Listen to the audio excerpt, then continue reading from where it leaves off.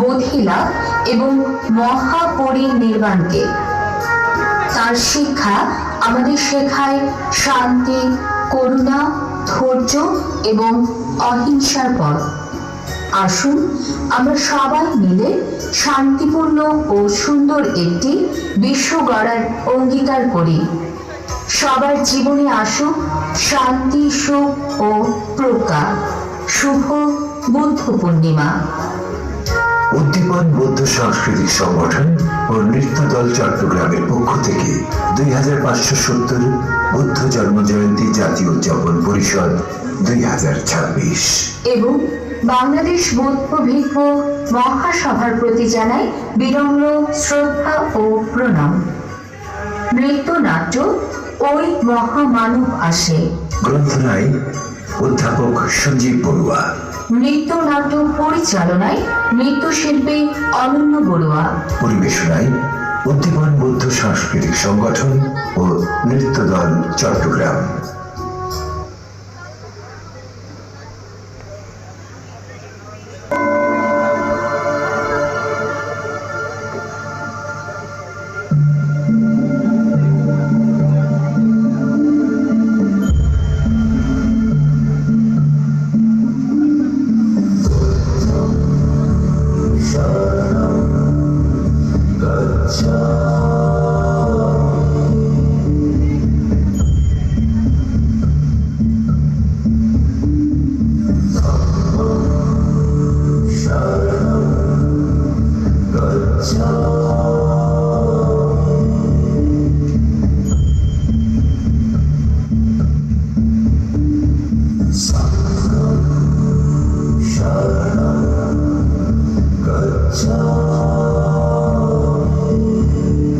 গৌতম বুদ্ধের জন্ম 2500 বছরেরও অধিক বছর আগে। কল্পিত শক্তির সন্তুষ্টির জন্য যাগ, যজ্ঞ ও পশু বলি ছিল তৎকালীন ধর্ম সংস্কার। এর বিপরীতে বুদ্ধ যুক্তি ও মৈত্রীর ধর্ম প্রচার করলেন। তার কর্মবাদী ধর্ম ও দর্শন সমকালীন ভারতবর্ষকে আলোড়িত করল। পরবর্তীতে সেই ধর্ম ছড়িয়ে পড়ল পৃথিবীর নানা দেশে।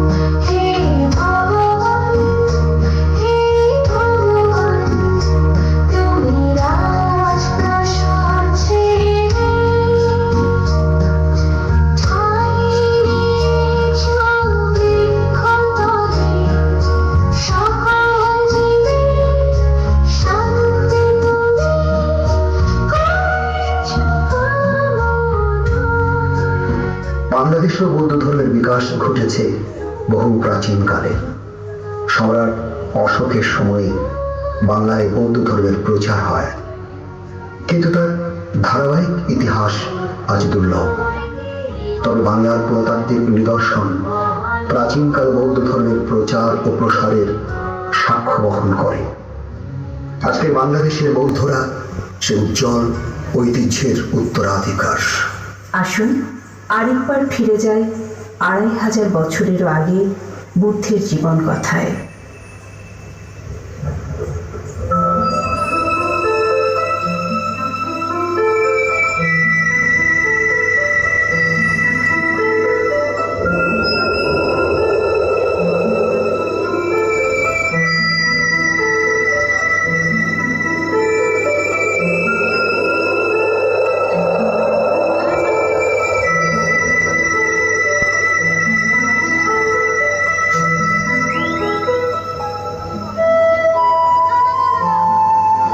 কপিলাবস্তুর রাজা শুদ্ধোদনের রানী এক রাতে স্বপ্ন দেখলেন তার গর্ভে এক শ্বেতহস্তি প্রবেশ করল। মহারানী তাঁর তাঁর স্বপ্নের কথা রাজাকে বললেন।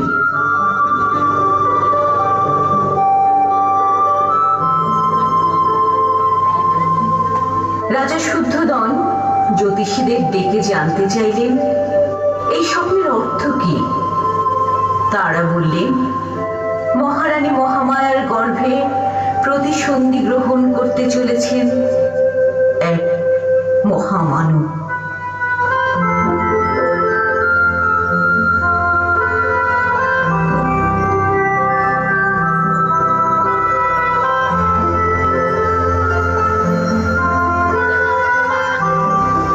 যথাসময়ে মহারানীর গর্ভ সঞ্চার হল।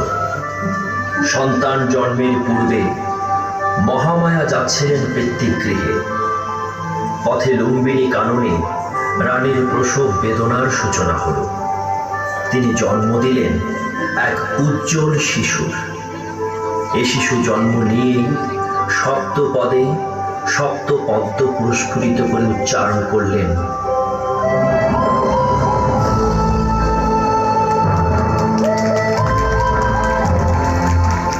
আমি জ্যেষ্ঠ, আমি শ্রেষ্ঠ।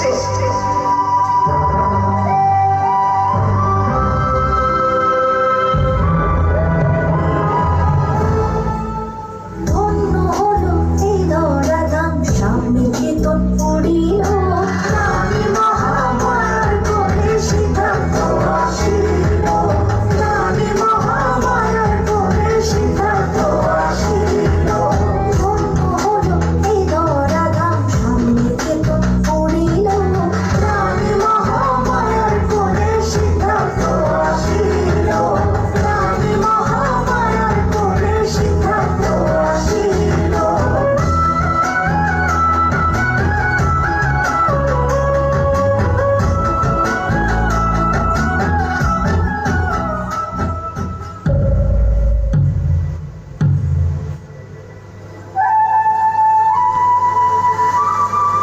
শৈশব থেকে যৌবনে পদার্পণ করলেন সিদ্ধার্থ। ক্ষত্রিয় ধর্মের বৈশিষ্ট্য নেই তার আচরণে। জীবনের নানা প্রশ্ন তাঁর মনে ভিড় করে আসে। সারথী ছন্দকের সাথে নগর ভ্রমণে বেরিয়ে সিদ্ধার্থ দর্শন করলেন চার নিমিত্ত: জন্ম, জরা ও ব্যাধি, মৃত্যু এবং সন্ন্যাসী।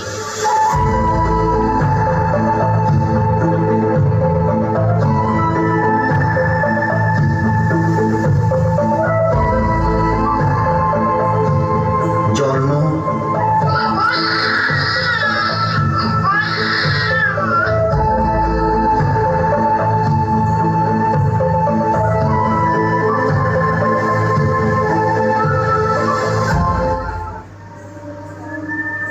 জরা ও ব্যাধি,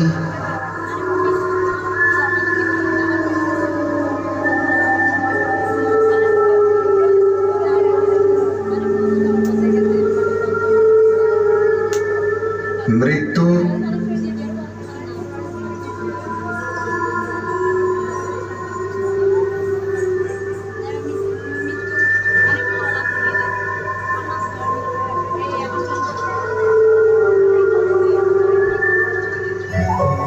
সন্ন্যাসী।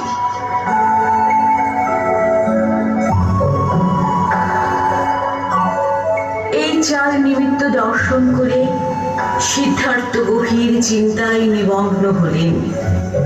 জীবনে এত দুঃখ কেন? কেন তবে জন্ম, জরা, ব্যাধি আর মৃত্যু? সংসারের দুঃখ থেকে মুক্তির জন্য সন্ন্যাস গ্রহণ, তবে এতেই কি মুক্তি? কিন্তু জন্ম হলে তো আমার সেই দুঃখ হবে সমাগত। তাই সিদ্ধার্থ দুঃখ মুক্তির উপায় খুঁজতে গৃহত্যাগ।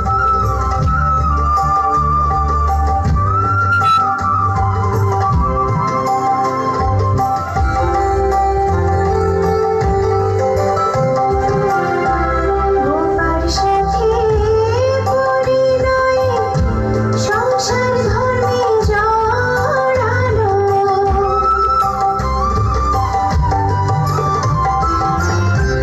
মায়া জালে জড়াতে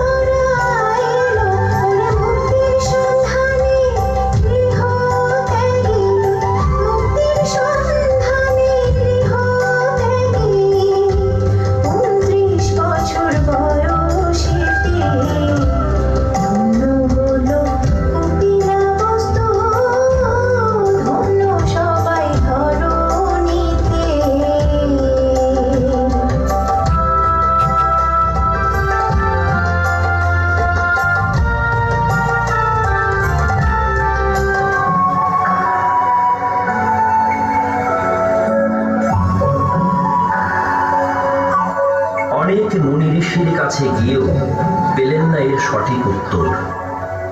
তাই দুঃখ থেকে মুক্তির উপায় সন্ধানে তিনি ধ্যানে মগ্ন হলেন। শরীর যায় তো যাবে, কিন্তু দুঃখ থেকে মুক্তির উপায় না পাওয়া পর্যন্ত তাঁর এই তপস্যা থামবে না। সিদ্ধার্থের এই কঠোর তপস্যা দেখে অপশক্তির প্রতিভু মার হয়ে উঠলেন ক্ষিপ্ত।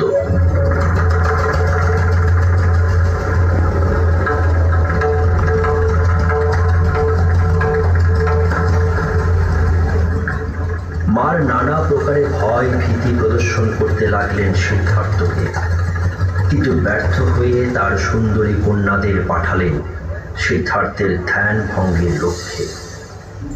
মার কন্যারা আপন রূপের সৌন্দর্যে ও নৃত্য গীতে তার ধ্যান ভাঙার তীব্র প্রচেষ্টা করল। যাও কন্যারা, ওই সন্ন্যাসীর ধ্যান ভঙ্গ করো তোমাদের নৃত্য গীতের মাধ্যমে। যথা আজ্ঞা পিতৃদেব।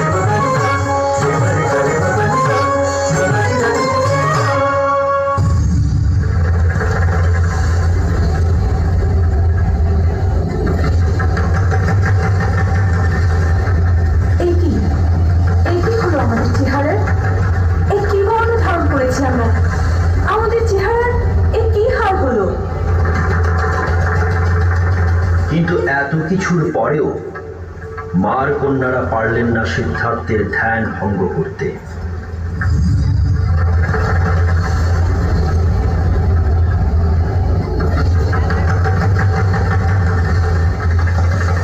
পিতৃদেব, আমরা প্রাণান্ত চেষ্টা করেছি, কিন্তু ওই সন্ন্যাসীর ধ্যান ভঙ্গ করতে ব্যর্থ হলাম।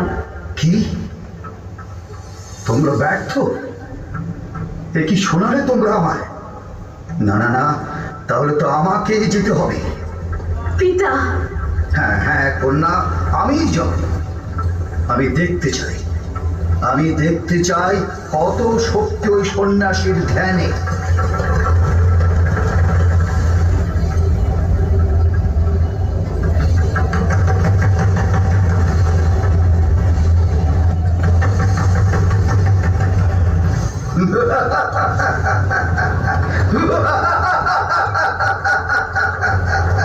এই সন্ন্যাসী, আজ আমি দেখতে চাই তোমার ধ্যানের জোর কতটা।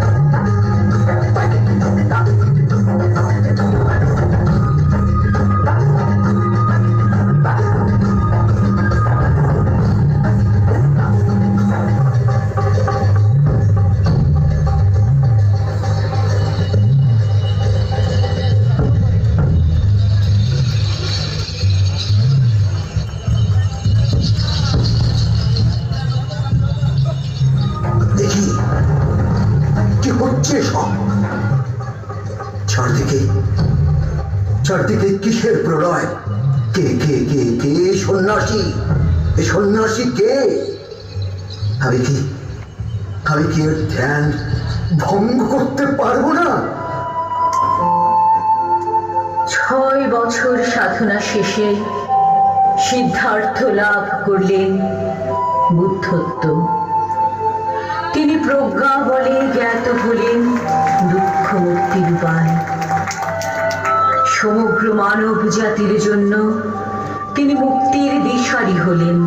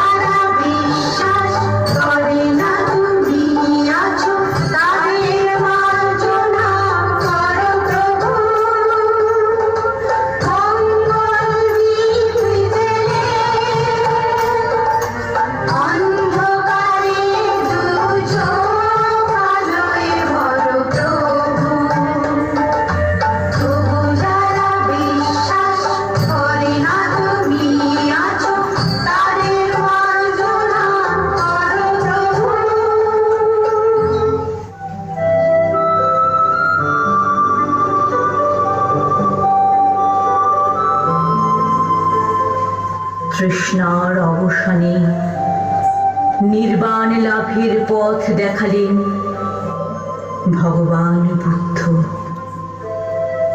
আর সাধারণ মানুষের জন্য তিনি দেশনা করলেন পঞ্চশীল। তিনি প্রাণী হত্যা,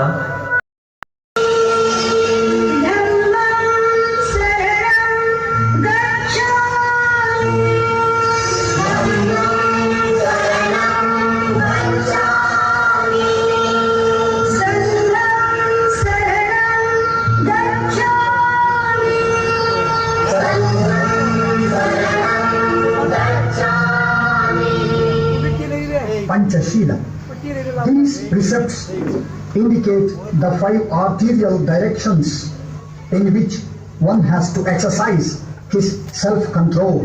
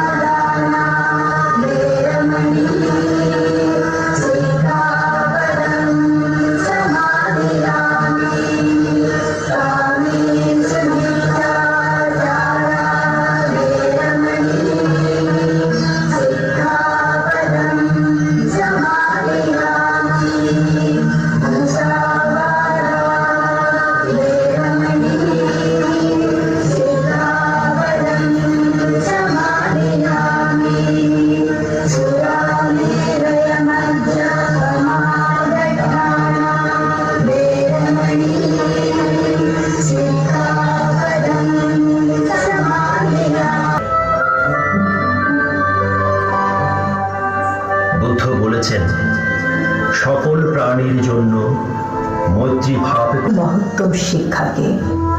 বুদ্ধের বাণী আমাদের অন্তরকে মলিনতা থেকে মুক্ত করতে শেখায়। মৈত্রী অহিংসার লক্ষ্য নিয়ে জীবন পরিচালনায় বুদ্ধের মহত্তম শিক্ষা আমাদের পাথেয়। লোভ, দেশ, মোহ থেকে নিজেকে মুক্ত করার সাধনায় বুদ্ধের পথ। গৌতম বুদ্ধ দীর্ঘ ৪৫ বছর ধর্মসুধা বিতরণের পর বৈশাখী পূর্ণিমা তিথিতে কুশীনগরে মল্লরাজদের শালবনে মহাপরিনির্বাণ লাভ করলেন। সকল তৃষ্ণার অবসানে বুদ্ধ নির্বাণ পথের যাত্রী হলেন।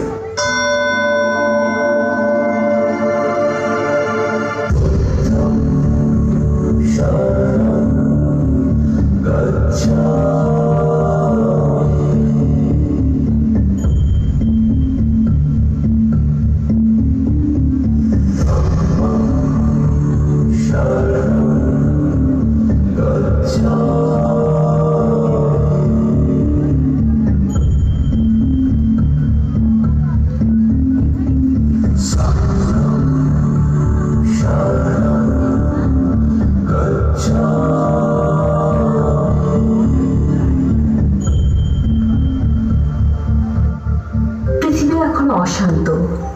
শান্তির ললিত বাণী আজও পদদলিত হচ্ছে যুদ্ধের হুঙ্কারে।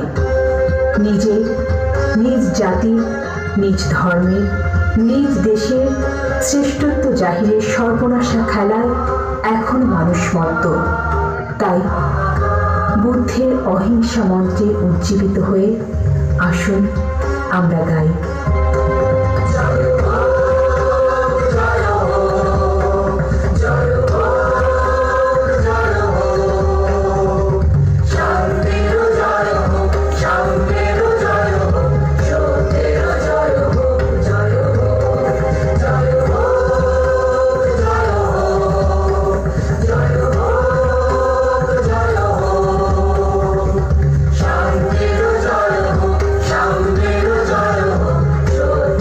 জয়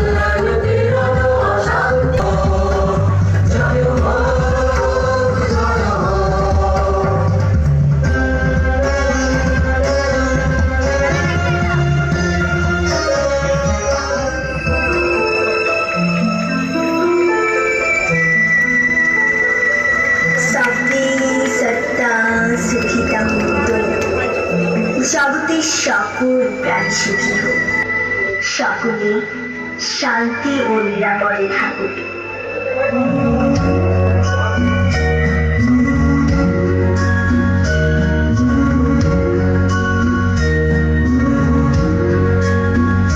হে ভগবান, হে ভগবান, হে ভগবান, হে ভগবান, তুমি রাজপ্রাসাদ ছেড়ে